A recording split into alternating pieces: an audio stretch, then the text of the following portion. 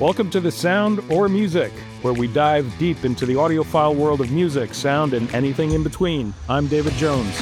And I'm Mick Jones. In each episode, we explore our experience in high-fidelity audio through music, movies, or just about anything that involves high-quality sound. There's also gear and tech talk, interviews, and special guests. So plug in, sit back, and hear us out. How you doing, Mick? Good, Davey. So what do we got planned for this episode? Well, today I figured we would talk about the moment that got us into this hobby, got us into this, whatever you call it, obsession. Why don't you go first? What started you down this rabbit hole? I don't know. That's a fun thing to think about and revisit. I got into it in the early 80s, which was, I was a kid, but that was a time when there were stereo stores everywhere. It was still part of that, what they call that golden age of home hi-fi. And growing up on Long Island, there was a Tech Hifi, the great Boston chain that started sometime in the 70s. And they had one right on Northern Boulevard in Manhasset. Mm-hmm. And that wasn't too far from where I was going to school at the time. Right. So I used to head over there sometimes after school and go into the listening room. And the guys were really cool. The big, heavy sliding glass doors, and it would kind of ka-thunk. Yeah. And definitely one of my first and most powerful audio, not the earliest, but definitely the one that really kicked me into high gear in this world, was they played me the new Police album. It was just coming out, Zenyatta Mandata. Oh, okay, yes. And it was on, I don't remember the electronics, but I remember it was the Ohm C2s. Oh, they had in there. They sounded amazing, and I'll never forget, I put on the record, and that beginning of Don't Stand So Close to Me, that little pad kind of comes up, and the tinkle, and ding, ding, ding, ding, ding, like it's this kind of tentative little tinkling opening, and then it kind of the syncopation comes in. And I'd heard the Police, but I had not heard that record or any of the songs yet. I think it was really new when I went in there, so that must have been around, 82 maybe? Yeah, something like that. I think it was 1982. Yeah, we'll fact check that. Yeah. And that did it. Did it. I had a paper route, and I would save my money, and wanted to save up for my first system, which I did. And it was just a little, it was all pretty like entry level, whatever they had. Like I think it was a BIC turntable or a Pioneer receiver, right, and maybe some TDK or some other kind of like really inexpensive speakers. They were little two-way 8-inch speakers, and I was on my way. Wow. And but it was really those guys at Tech Hifi in Manhasset, Long Island, that I would credit with really giving me the bug full time. Yeah. And what was your first album that you bought? That's probably going a little too deep, but I do remember one of the first ones I got for Christmas that year was Blondie, Parallel Lines. Oh, there you go. That's one of my first records. Wow. I had no idea at the time. One of my favorite songs on that record, besides all of them, was Fade Away and Radiate. Remember that song? Sure. And it would be many, many years before I learned that incredibly distinctive, amazing guitar solo was actually Robert Fripp. Oh, really? Yeah. Wow. Who I guess Debbie Harry was a big fan of his and his work. So he came in and recorded that. And if you hear it now, you won't unhear it. It's that hyper, like compressed, sustained, his unmistakable style. But I remember hearing that and just like being blown away, because my first love before I did this with Tech Hifi was I was really into like progressive music, like Emerson, Lake and Palmer, and Yes, and groups like that. And actually my first little hi-fi at home, it was just a little home record player with little speakers that like latched on and formed the hood over the turntable. You'd unlatch them and put them down. But my brother and I would put them about 6 inches by each ear. And that was kind of our headphones / near field monitor, whatever. And I remember introduction to hearing loss. Well, it couldn't go that loud. So, it was a way for, it was more, you remember Get Smart, the TV show, the spoof sure. of the old spy phone. They had the cone of silence. Yeah, We called it the yeah. cone of sound. Ah, that's cool. So Yeah. to this day, it's still the cone of sound. Mhm. And I think that was directly because of Maxwell Smart and Right. the TV show Get Smart. But I listened to, and one of the first things I got was that I remember getting up at the local drugstore across from the train station up in town. Oh yeah, I remember that place. Yeah. Yeah. So I got a copy of Pictures at an Exhibition, Oh. the live record of Emerson, Lake and Palmer. Yeah, sure. And I just thought that was the pinnacle of music at that point when I was about 10 years old or so. It was classical, it was virtuosic, but it had those beautiful Greg Lake harmonies and some of that area. The arrangements were great. And boy, I really thought that was just the pinnacle of musical sophistication at that point. Yeah. Besides, of course, like Kiss Alive, which was the other pinnacle of musical sophistication. That was the pinnacle of so anything in the 70s. So, I was a huge Kiss fan, but I also loved, Emerson, Lake and Palmer. And then we got into Yes, Fragile and stuff like that. And that is the genre that's kind of kept all the way through my life. Nice. It just grew from there. It did. Yeah. It did. Like a virus. And so how about you? What was your story? So, in my house, my father was I wouldn't call him an audiophile, but he was definitely a music guy. He studied conducting at Tanglewood with Leonard Bernstein. He had a total recall when it came to classical music. He had this encyclopedic knowledge of music, and he enjoyed his music thoroughly. Actively enjoyed his music.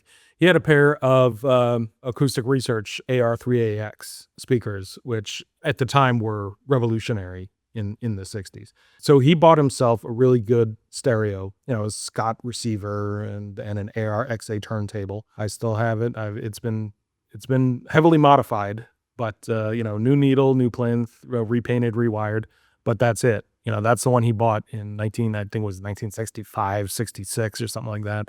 Wow. On the recommendation from his brother, who was also an audiophile. Yeah, so I grew up around Beethoven at 120 decibels, like coming home, there he was, on the couch, listening to music, conducting, and that was normal. That was my normal. At the time, it was like, oh man, turn that down, whatever, but clearly something penetrated. Looking back, I realized that there was something in my DNA. There was a gene waiting to express in my body, in my brain.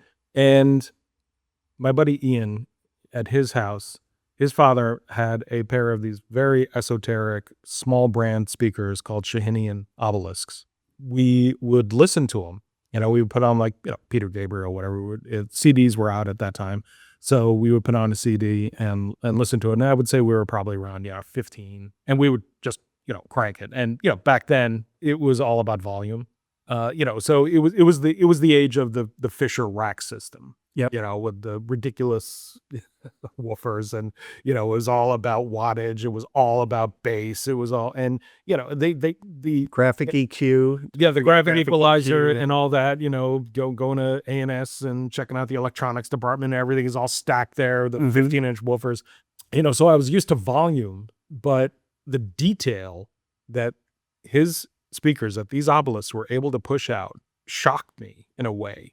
Music can be loud, and my father's system was loud, and my father's system was good, but this was like, oh, it can sound good, and it can sound clear, and it can sound detailed. And it was kind of a moment where I was like, well, let's put on other tracks that I know, and let's listen to those.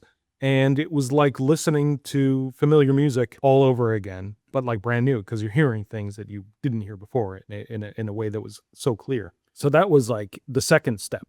The third step was, I guess I was in college. I was again with my buddy Ian. I had a little bit of money. I was a lifeguard at the time, and I was like, well, I'm gonna buy a system. I'm gonna buy something. So on a recommendation, we went to this place in Great Neck And we went there, and we were walk-ins, no appointment or anything. I mean, but like, here are two 19-year-old kids walking in, and the owner greeted us and said, how are you? What's going on? And I told him, I was like, look, I'm sort of interested in, audio and blah, blah, blah, and whatever.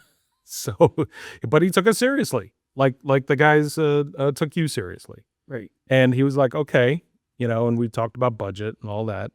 And he said, well, do you have like speakers in mind? And I knew that there was a lower cost Shahanian called the Arc. So we were like, well, how about the Shahanian Arc? He pulled them out and brought out an amplifier, brought out a preamp. I believe they were Rotel. Brought out a CD player. I believe that was also Rotel. And just went to town. And then he also asked, okay, well, for your money, what are you looking for? And I said, well, maybe auto queuing and this and that. And I started like running off a bunch of features. And he's like, well, I noticed it. You didn't say the sound. Is that, how about the quality of the sound? All those features don't mean anything if it doesn't sound right, if it doesn't sound good.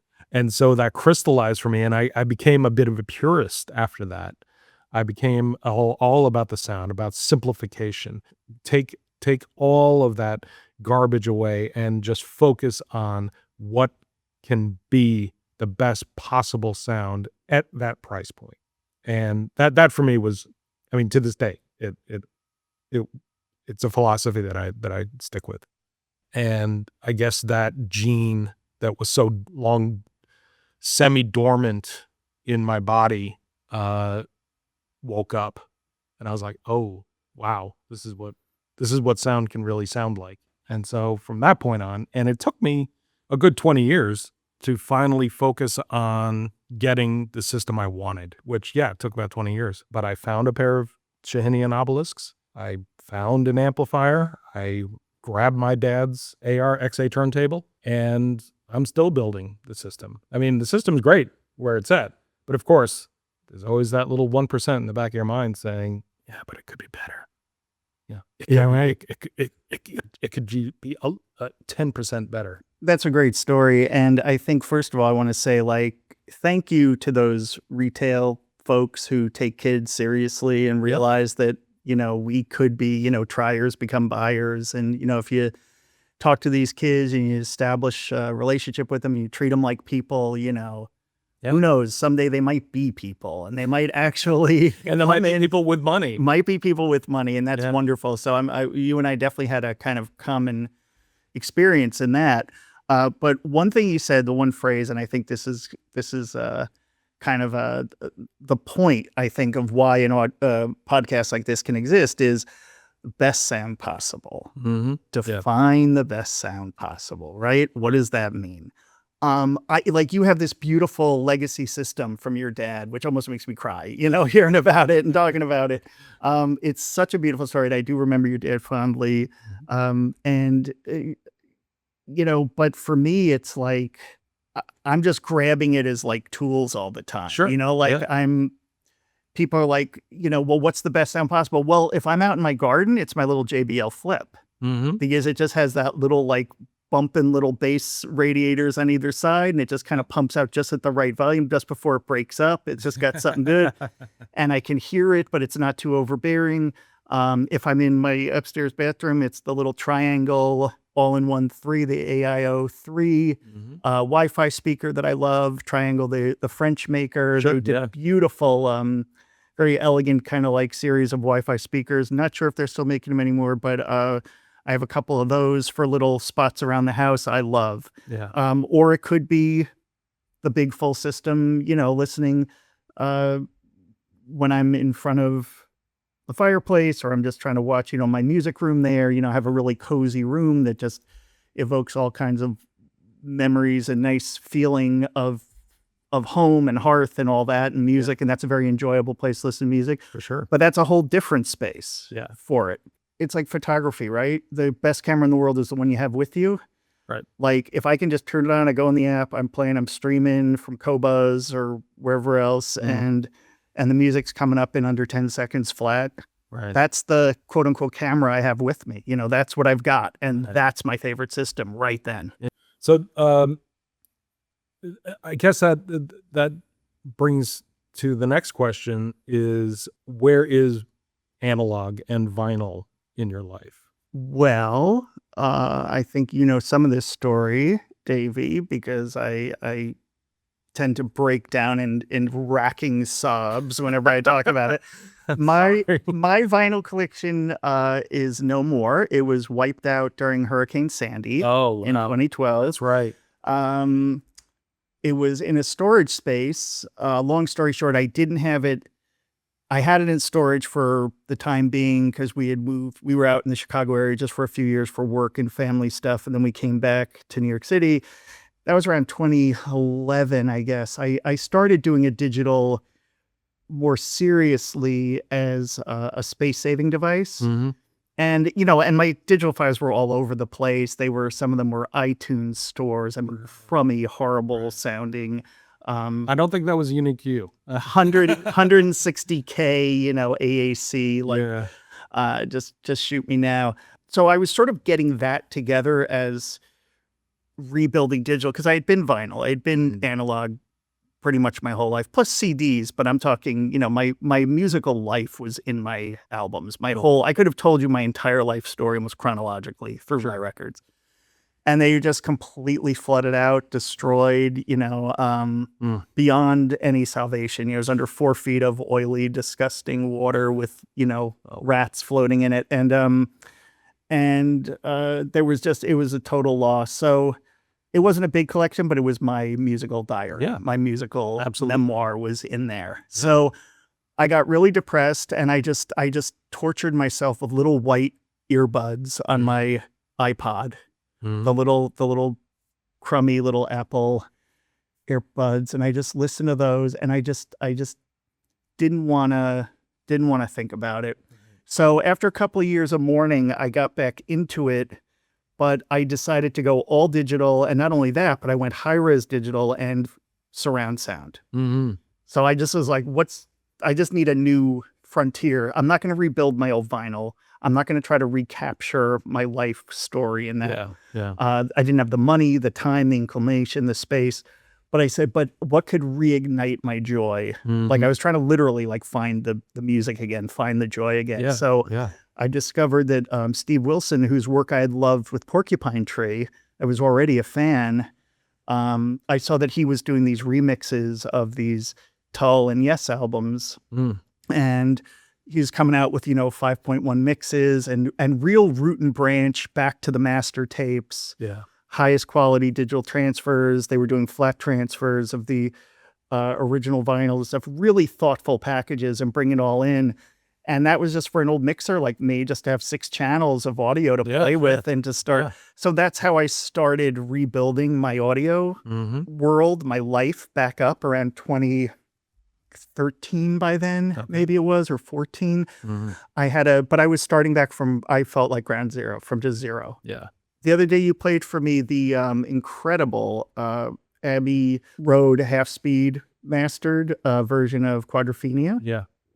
And, you know, you see all these reissues and this and that. And after a while, it's all becomes a blur because there's always something new.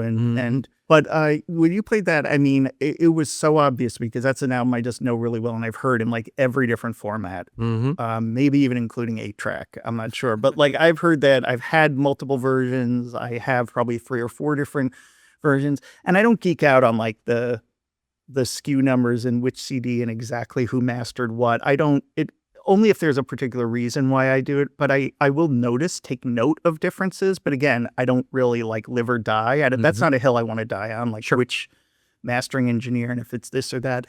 But if something sounds better, I notice it, you know? And I think that is the best I've ever heard that record. Interesting. Yeah. I mean, it just blew me away. I remember just sitting here like, oh my gosh, like I can't believe how good this sounds because it's something I'm really familiar with. So it depends. Like there, I'm like, oh my gosh, like there's the case for analog once again, for vinyl once again in a new edition on a very old format, a very old medium of a 50-year-old plus record or almost 50-year-old record at this point, and it just sounds incredible to me. Well, on the one hand, sometimes you have a lot of these people who are very like hung up on measurements, and they look at the charts and this and that, and they talk about theoretical differences, none of which are 99% of which are not audible, and you'll never be able to hear or do any sort of blind testing and choosing based on these little tiny little esoteric microscopic kind of numbers in terms of technical performance. But you might listen to a system or have it for a couple of years and it sounds great. Then you hear something else and wow, that sounds much better to you now. Why is that? I'm fascinated by that process because it's not just a matter of like, well, the technology is better or this and that. It's that our hearing, the way we listen is a really organic, collaborative process that's an active process that we do. Just trust your ears and just listen. And that's true in the most like simplistic kind of sense, but that's also a little bit reductive. I think you have to learn how to listen. You really need, you can train yourself how to listen to gear and how to listen to different music to make the best decision, for yourself at that point possible. Music is for me is never meant to be background. It is there to be observed and to be taken in. And so I think we're saying the same thing. I think so, but I think you just said it better than I did. I think so too. When we come back, we are going to talk about the 3 albums that were transformational for us. And we're also going to play a round of Would You Buy It? We'll be right back.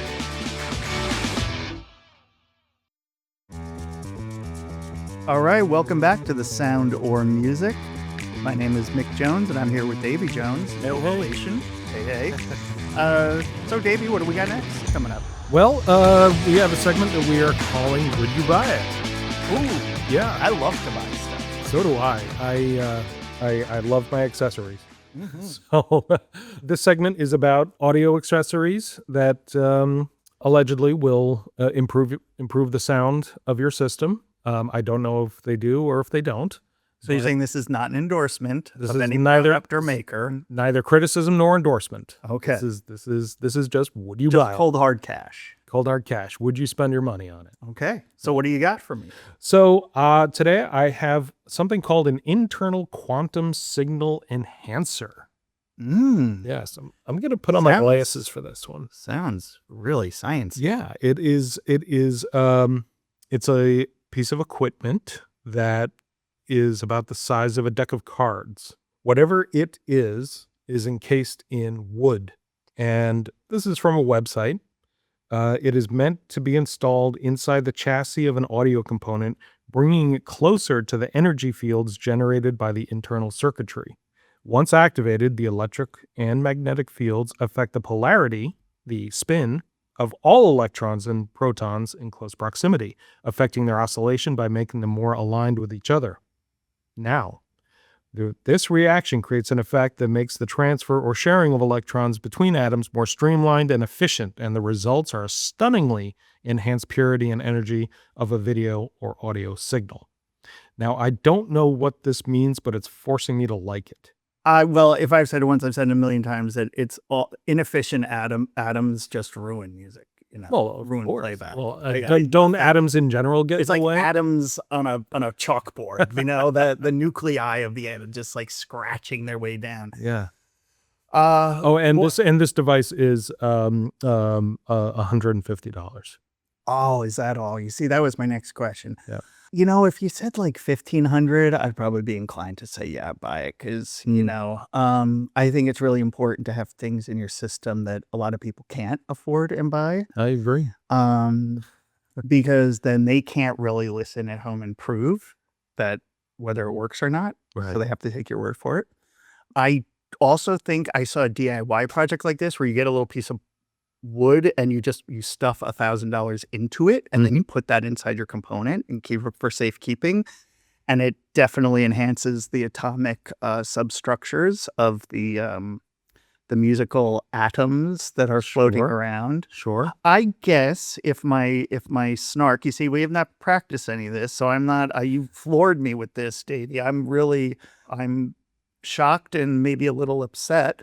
But no, I think you can tell by my answer that this would be a pass for me. This would That be would a be a big pass? fat no. Yeah, Yeah. even at $150, even if they raised it to $3,000, I'd still probably pass on. Wow. Okay. Okay. I'm going to go with a wood. Yes. I'd buy this thing. Really? I would buy this. Yes. What's wrong with your atoms?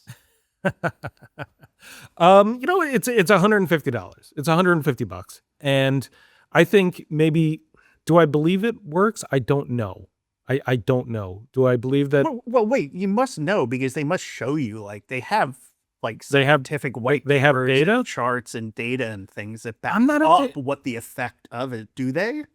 maybe they do, but I'm not smart enough to understand charts and graphs. And that's you're gonna find that this is a common thing with me. I'm honestly, objectively, and profoundly stupid in a lot of ways. My intelligence has spikes in it, but overall, like throughout the spectrum of my intellect, there are little spikes. But the rest of it is ground level. I mean, oatmeal between the ears. I don't understand objective measurement when like total harmonic distortion charts. I don't understand it. I'm not sure what they're trying to tell me, but I think, for $150, I'd buy this thing and try it out and see. Maybe for the psychoacoustic effect, to put it in, turn on my system, and I really want to observe my reaction, because I want to know, am I susceptible to believing that the electrons in my system are actually getting more streamlined and efficient? It's more of an experiment for me. And I think for $150, I'll experiment on myself. Absolutely. To see if you're susceptible to the placebo effect.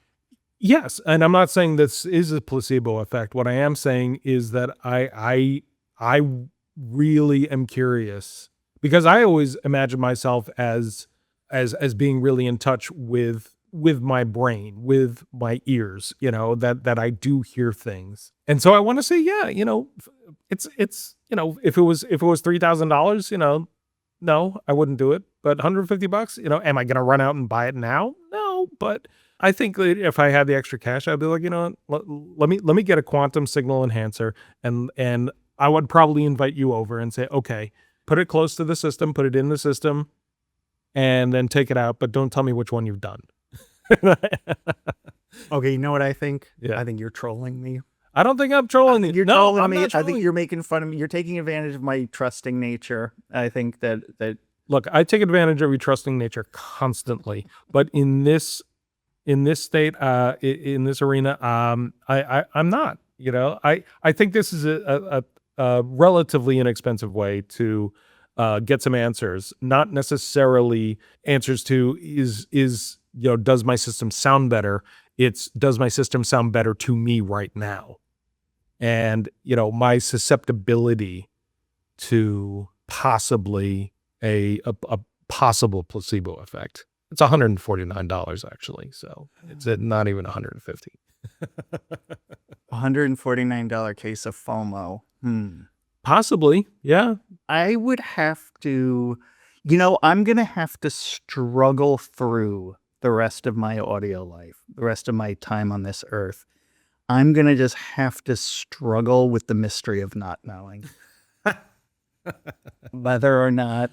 And I may be missing out on the most efficient and streamlined atoms. Do you realize that your atoms need to be streamlined? Do you realize your atoms? I didn't, but it put that FUD in my head now, and you can't get that out. On that in that Krell amplifier that you've got, do you realize how inefficient your atoms are right now, and the noise that is being produced by these inefficient atoms? I mean, come on. Does it tell you what the internals are? What the actual device? Oddly enough, it does.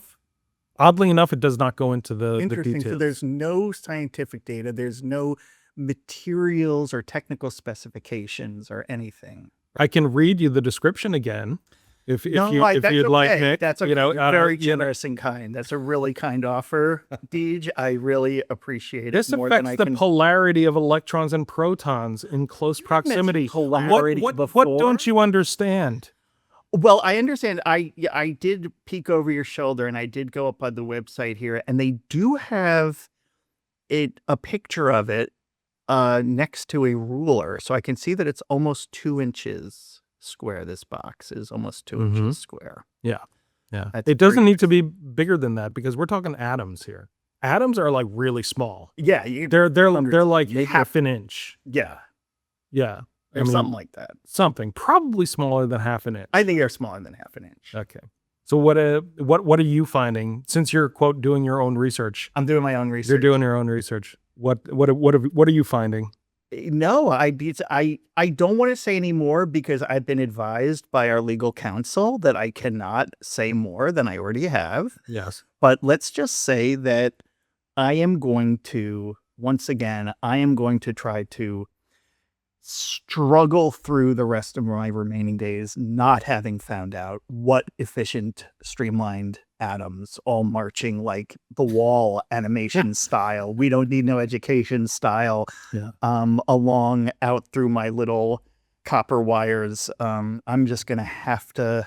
So it's a pass from you? It's a pass. I'm sorry. Okay. It's a quantum pass. It's a quantum pass, which means that it could be a pass and not a pass at the same time. Exactly. Yeah. Yeah.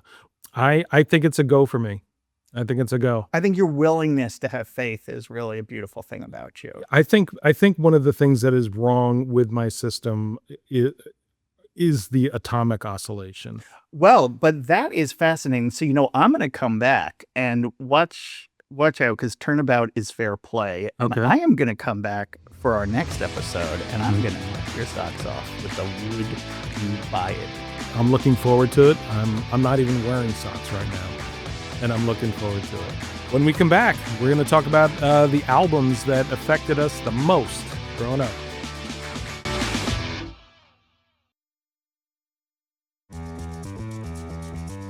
All right, welcome back to The Sound or Music. I'm David Jones, and that is Mick Jones. Hello. Let's talk about 3 albums that really changed the trajectory of your listening life. I got a lot more than 3, but I've given this some thought, and I think I could pull out 3. Sure. So one of them is the one I mentioned earlier, with the sort of as part of the my own personal audiophile kind of journey with the origins of my love for all things audio, and that was Emerson, Lake and Palmer's Pictures at an Exhibition. Mm-hmm. And I mention that because it was the first time I had heard music that just aspired to be something so much bigger. Mm-hmm. It was trying so hard, Right. and it did introduce me to classical music because I also have an older brother who's a classical musician. Okay. So he was already playing piano and things like that at that time. So I had some introduction to that, but we weren't a particularly very musical household. It was really just me and my other brother. We were into more like recorded music, albums, rock and roll, that sort of thing. And then my oldest brother, who was getting more into actually like performing and playing and learning classical music, learning an instrument.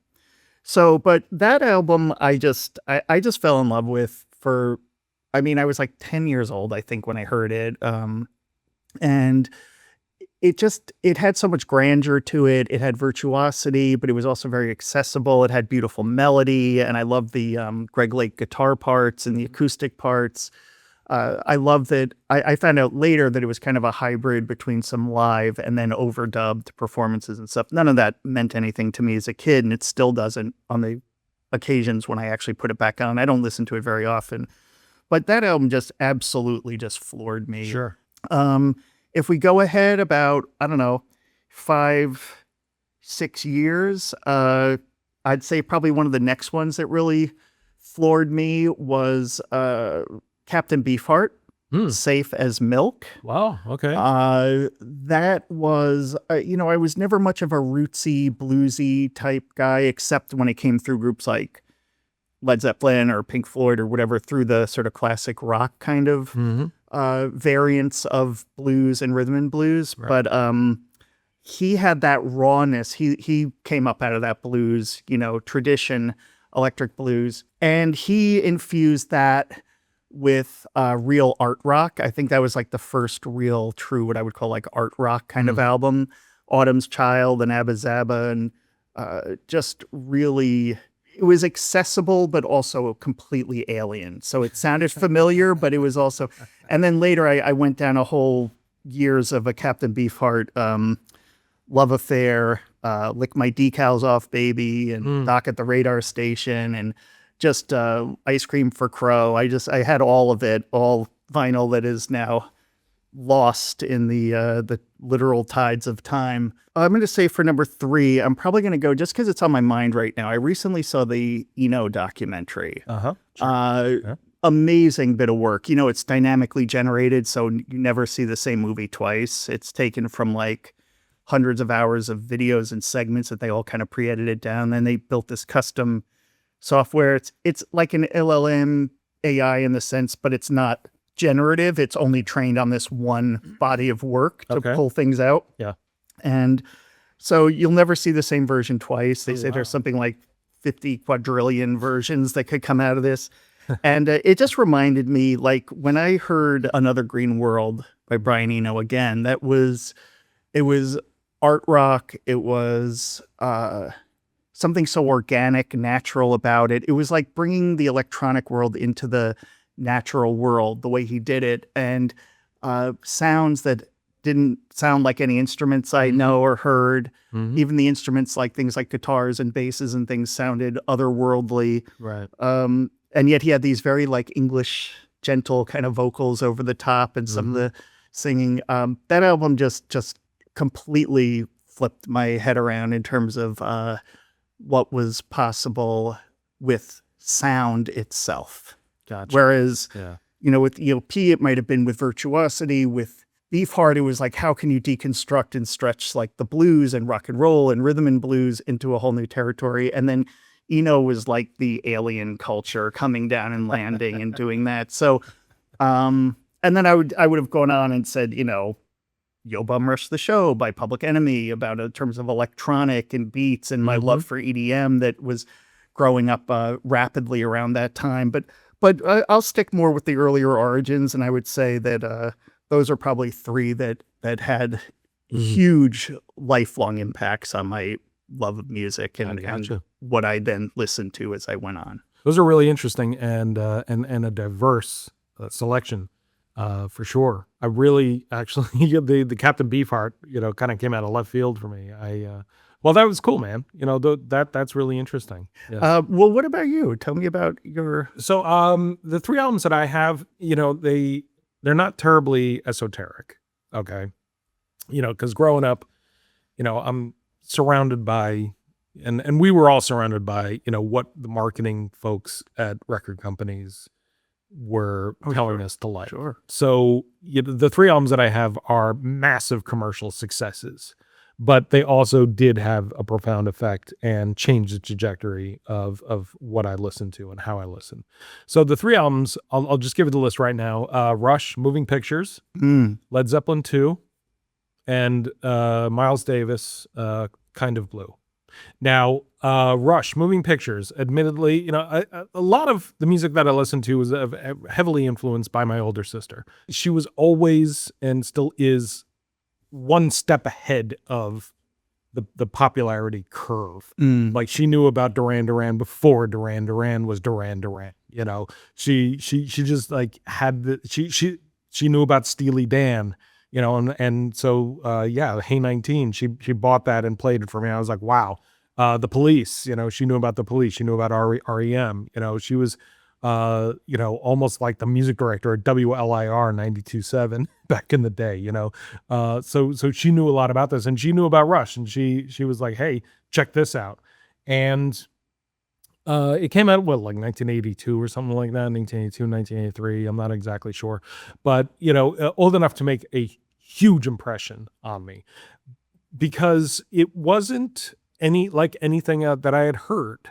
And, Geddy Lee's bass line was very satisfying to me, as a young kid, where it was all about, the energy of the low notes, shaking the house and feeling it in your chest. And, and then his upper register singing, there was something just very rich and satisfying about the sound of that album. And I will be receiving the 40th anniversary half-speed master of Rush Moving Pictures, just because that album was such a big damn deal for me. Right on. And it was just track after track. I mean, Tom Sawyer, Red Barchetta, YYZ, you name it. It's just like one banger after another. And it just changed what I wanted in music. So that was a big deal. Led Zeppelin 2, I'm in college. I never had real exposure to bands like AC/DC, to bands like Iron Maiden, any of the metal bands, Black Sabbath. It was back then, and probably still today, people identify themselves by the music that they listen to. And the kids who listened to Led Zeppelin and listened to Black Sabbath and listened to AC/DC, they were not part of my group of friends. They just simply weren't. And so I never really had that social exposure to the music. So fast forward, I'm in college, and I think it was freshman year, sophomore year. And, I'm just hanging out with some guys on the floor, and they put on Led Zeppelin 2. And it starts off as it starts off, big and bold, and then it sort of mellows out with What Is and What Should Never Be, Lemon Song, Thank You. It just, the dynamics of the songwriting, up and down, slow, fast, loud, quiet. It was just something very classical. Like for you, like Emerson, Lake and Palmer, to me, this was like, on the level of Beethoven, on the level of Fauré's Requiem. It affected me the same way. So it created this trajectory where I was like, wow, okay, here's an entire genre of music that I ignored, that in a world where Huey Lewis and the News was, was on the radio all the time. Yep. And you had to like find good music. The fact that a band like Led Zeppelin was able to, even 20 years after the album came out, was able to penetrate my thick skull and be like, hey, look, this is a big deal. This is something that you do want to listen to, was nearly magical. So then, I started listening to more hard rock. I started listening to more metal. I started, I embraced AC/DC. I embraced Iron Maiden. I embraced those kind of bands that, Black Sabbath, that were out there, and I never really had the chance to listen to, simply because I was blinded by our friend Huey Lewis. No offense to him. He's a fine musician. And then the third one is Kind of Blue, which for Miles Davis. Yes, I know it is the most popular jazz album in history. I know it is everybody's, top three. I'm well aware of that, and I'm well aware of its commercial success. But there's a damn good reason why. It is a phenomenal, phenomenal album. And it was one of the first, if not the first, jazz album I ever bought, simply because it was one of those things where these music writers were like, well, if you don't have Kind of Blue in your collection, you don't have a collection. Like, right. Okay, fine. I get it. So I listened to it, and I was like, oh, okay. And I guess I was feeling, kind of cool listening to, Kind of Blue, but it didn't have an impact for me. The impact wasn't there until I got some edibles. Okay. This escalated quickly. This went to a whole other. And I'll be honest, as soon as I took an edible, as soon as it started kicking in, I'm like, hey, you know what? I'm going to listen to some jazz. I'm going to be that guy. Okay. I'm high as hell. I'm going to be that guy. I'm going to turn on jazz and I'm going to listen to it and really just see what the effect is. Now, I'm also well aware of the history that that cannabis, marijuana, whatever you want to call it, has in the music world. If you can believe it, musicians back in the day used to smoke marijuana. No. Yeah, they used to actively smoke marijuana even before they would perform, if you can believe it. So I'm gonna have to do my own research on that. you're gonna have to do your own research on Yeah. that.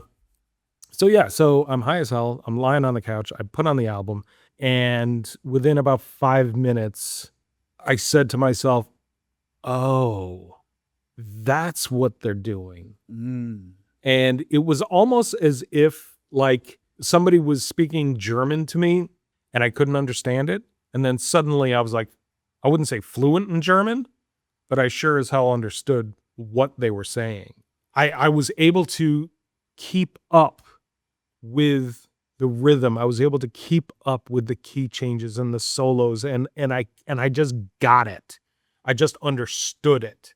And I was locked in 100% into the album. And after that experience, I said, okay, what else is there? Because I couldn't stop at Kind of Blue. I had to now, of course, go down the jazz rabbit hole because I'm obsessive, because I insist on doing this to myself. I said, okay, well, who played on this album? And I look and I see Bill Evans. I was like, well, he played the piano. I'm like, well, I really, really dug the piano on this album. So, okay, internet, tell me more about Bill Evans. Now I have like 10 of his albums on vinyl. Now he's in like my permanent collection. He is in heavy rotation in my life because he scratches that itch. He checks that box, whatever you want to call it.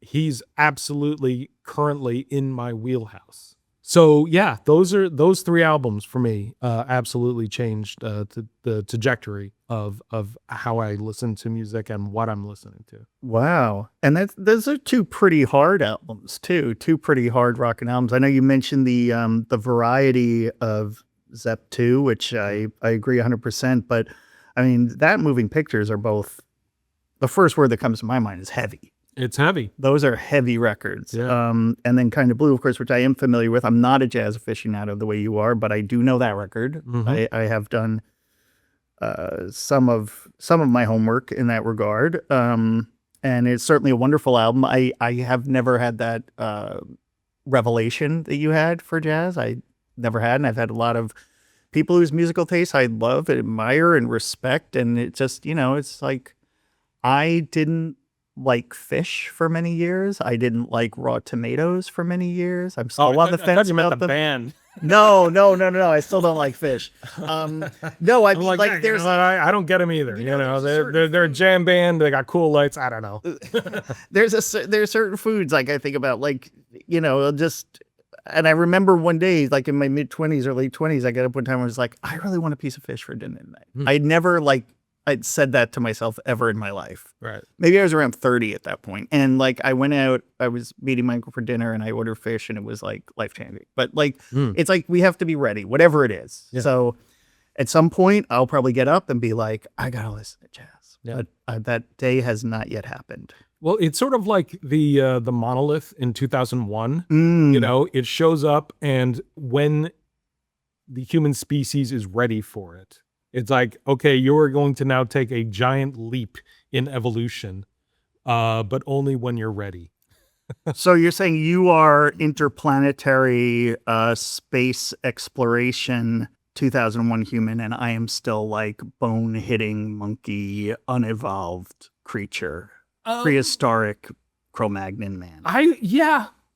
That works for me. I was just checking. No, I would just clarify. Yeah, no, I would just say get my atoms in a row. Yeah, I mean, like I'm like the space child, the star child at the end, and yeah, but you know what? You're so close, and we're so proud of you. I am going to bring an unused soup bone next time, and I'm going to hit you with it. That's cool. I'm going to hit you with a big bone next time I'm here. That's right. And then you fling it in the air and it magically turns into a space station. That's right.